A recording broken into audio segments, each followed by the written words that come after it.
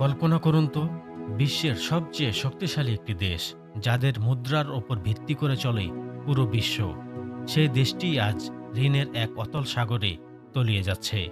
যুক্তরাষ্ট্রের বর্তমান জাতীয় ঋণ এখন তাদের মোট জিডিপির চেয়েও বেশি হয়ে গেছে।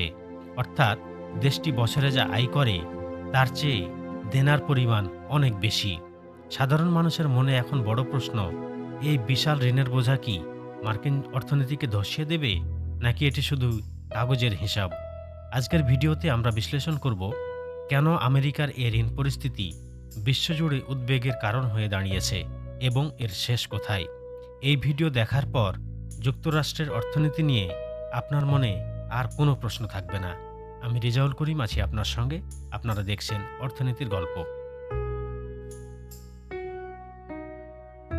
বিষয়টি বোঝার আগে আমাদের যুক্তরাষ্ট্রের অর্থনীতির আকার সম্পর্কে একটি স্বচ্ছ ধারণা থাকা প্রয়োজন।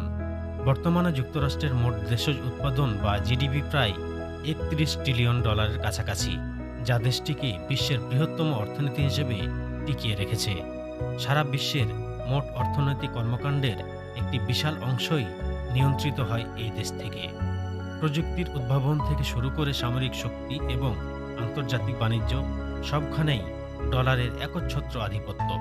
কিন্তু সমস্যা হলো, এই বিশাল অর্থনীতির চাকা সচল রাখতে গিয়ে দেশটিকে প্রতি বছর যে পরিমাণ খরচ করতে হচ্ছে তা তাদের আয়ের সীমা ছাড়িয়ে গেছে বহু বছর আগেই।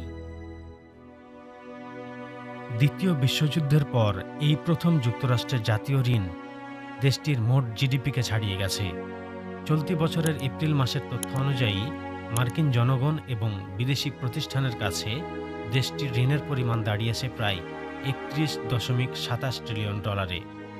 Committee for a responsible federal বাজেটের মতে, কোভিড মহামারীর সময় বাদ দিলে এমন পরিস্থিতি গত ৮০ বছরে আর দেখা যায়নি। মূলত কর হ্রাস, বয়স্ক জনগোষ্ঠীর জন্য সামাজিক নিরাপত্তা নিশ্চিত করা এবং ঋণের সুদ পরিশোধের পিছনে অনেক ডলার ব্যয় করার কারণে এই ঋণের পাহাড় তৈরি হয়েছে। পরিস্থিতি এমন পর্যায়ে পৌঁছেছে যে দেশটির জাতীয় প্রতিরক্ষা বা মেডিকেয়ারের চেয়েও বেশি অর্থ ব্যয় হচ্ছে শুধুমাত্র ঋণের সুদ মেটানোর জন্য। মার্কিন ট্রেজারি বিভাগ বলছে, সরকারের অভ্যন্তরীণ দায়সহ মোট স্থূল ঋণের পরিমাণ এখন $39 ট্রিলিয়ন কাছাকাছি। অর্থনীতিবিদদের আশঙ্কা, যদি এই ধারা অব্যাহত থাকে তবে 2036 সাল নাগাদ ঋণের পরিমাণ $53 ট্রিলিয়ন পৌঁছতে পারে। অতিরিক্ত ঋণের ফলে বাজারে মূল্যস্ফীতি বাড়তে পারে, যা সাধারণ মানুষের দৈনন্দিন জীবনযাত্রার ব্যয় বাড়িয়ে দিতে পারে। আবার বিনিয়োগকারীরা যদি মার্কিন আর্থিক স্থিতিশীলতার ওপর আস্থা হারান, তবে আন্তর্জাতিক সংস্থাগুলো দেশটির ক্রেডিট রেটিং কমিয়ে দিতে পারে। এর ফলে উচ্চ কর এবং ধীরগতির অর্থনৈতিক প্রবৃদ্ধির মুখে পড়ার আশঙ্কা রয়েছে। যদি এমনটা হয়, তাহলে পুরো বিশ্ববাজার অস্থিতিশীল হয়ে উঠতে পারে, কারণ পুরো বিশ্ববাজার যুক্তরাষ্ট্রের অর্থনীতির ওপর নির্ভরশীল। তবে মুদ্রার উল্টো পিঠও আছে। অনেক বিশেষজ্ঞ মনে করেন বিষয়টি এখনই নিয়ন্ত্রণের বাইরে চলে যায়নি।